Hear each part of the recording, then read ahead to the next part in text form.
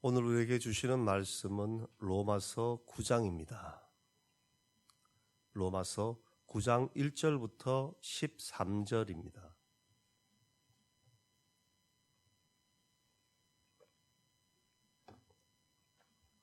로마서 9장 1절부터 13절 한 절씩 교독하시겠습니다. 내가 그리스도 안에서 참말을 하고 거짓말을 아니하노라. 나에게 큰 근심이 있는 것과 마음에 그치지 않는 고통이 있는 것을 내 양심이 성령 안에서 나와 더불어 증언하노니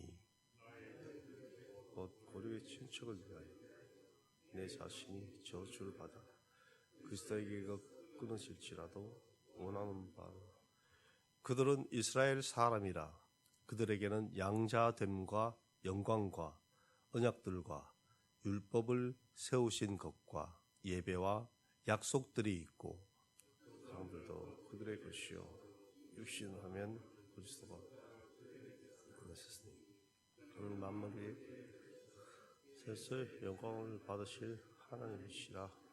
아멘. 그러나 하나님의 말씀이 폐하여진 것 같지 않도다.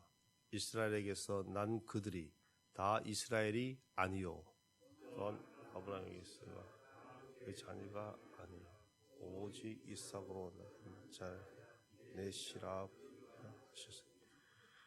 곧 육신의 자녀가 하나님의 자녀가 아니요 오직 약속의 자녀가 씨로 여기심을 받느니라. 약속의 말씀은 이것이니 몇년 이때 내가 이르리 사라에게 아들이 있으리라 하시니 그뿐 아니라 또한 리브가가 우리 조상 이삭 한 사람으로 말미암아 임신하였는데 그 자식이 아직 나지도 아니하고 무슨 선을 행하지 아니하시다. 하나님의 뜻이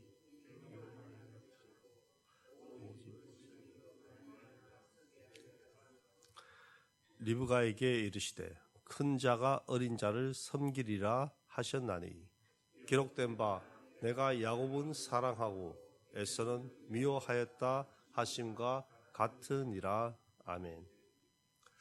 오늘 말씀 로마서 9장 1절에서 13절 말씀은 사도 바울이 하나님 앞에서 자기 민족을 향한 마음속 아주 깊은 애통을 토로하는 장면을 우리는 보고 있습니다. 바울은 진실된 마음으로 자신이 그리스도에게서 끊어질지라도 동족 이스라엘의 구원을 간절히 소원하고 있습니다. 동시에 바울은 하나님의 구원 역사가 오직 하나님의 은혜와 주권에 따라 이루어지는 섭리를 인정하고 있습니다. 사도 바울은 나는 참말을 하고 거짓말을 하지 않는다고 고백하며 자신의 동족 이스라엘의 구원을 위해 간구하고 있죠. 심지어 자신이 저주를 받아 그리스도에게서 끊어질지라도 이스라엘의 구원을 원한다고 말하고 있습니다. 이것은 마치 구약 출애굽기에 나오는 금송아지 사건으로 모세가 시내산에서 하나님으로부터 율법을 받는 동안 산 아래에 있던 이스라엘 백성들이 모세가 돌아오지 않자 불안해합니다. 그들은 아론에게 찾아가 자신들을 인도할 신을 만들라고 요구를 하죠. 그때 아론이 그들의 요구를 들어줍니다.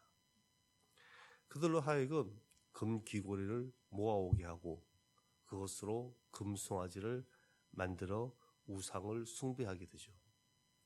이 사건으로 하나님은 진노하시고 이스라엘 백성들을 진멸하려 합니다. 이때 모세는 하나님의 진노를 그치고 뜻을 돌이켜 이스라엘 백성을 재앙에서 거두어 달라고 간구합니다.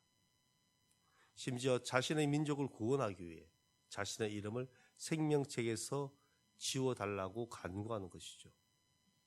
이와 같이 모세의 깊은 중보의 마음을 통하여 우리는 바울의 이스라엘 백성을 위한 모습을 이 말씀에서 보여주는 것을 알 수 있습니다. 그런 가운데 바울은 이스라엘 민족이 하나님으로 받은 특권에 대하여 아래에 열거하고 있습니다. 먼저 그들의 양자됨에 대하여 말을 하고 있죠. 또한 이스라엘 백성이 하나님의 자녀라는 것에 대한 사실은 구약 성경 곳곳에서 우리가 또 찾아볼 수가 있는 내용입니다.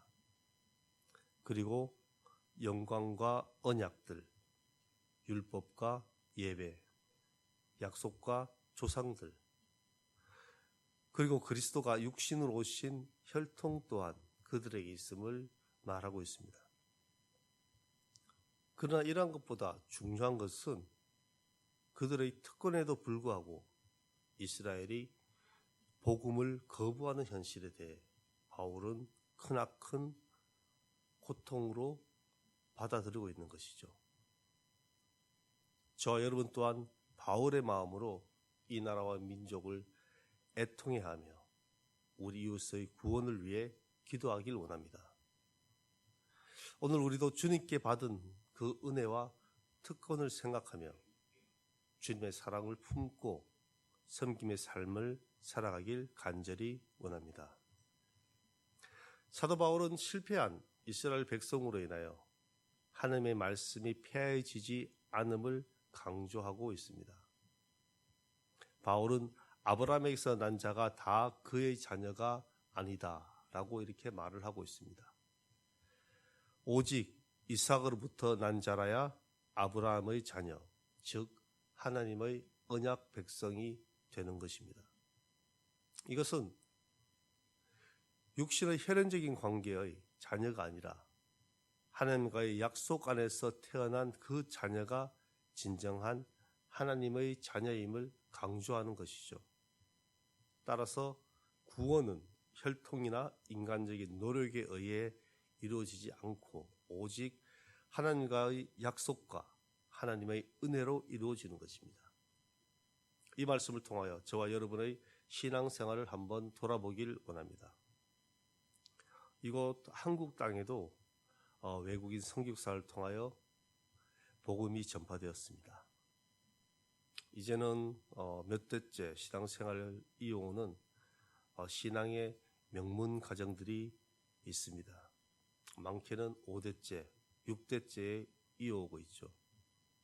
어떤 이들은 우리 집안이 목회자 집안이었는데, 장로 집안이었는데 간혹 이렇게 말하는 분들을 볼 수가 있습니다.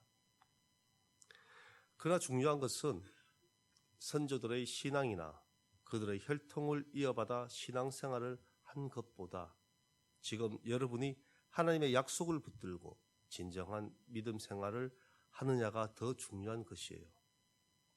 과거의 지나온 배경이나 선조들의 행위가 아닌 바로 지금 이 시간 하나님께서 주신 이 약속의 말씀을 믿고 받아들이는 자만이 진정한 하나님의 자녀가 되는 것입니다.